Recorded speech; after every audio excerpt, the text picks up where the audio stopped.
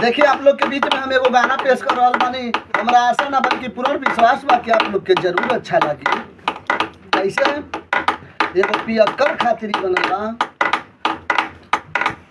का कहत अभी ऊ आदमी, पियल खराब ह ना पियावल खराब ह, पियल खराब ह ना पियावल खराब ह।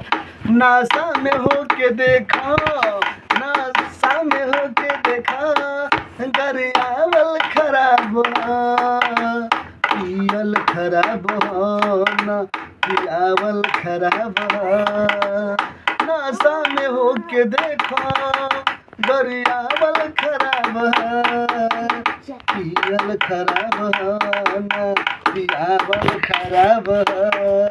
नशा में होके देखो, नशा में होके देखो भाई, गरियावल खराब है, पियल खराब है ना पियावल खराब है, पियल खराब है ना पियावल खराब है।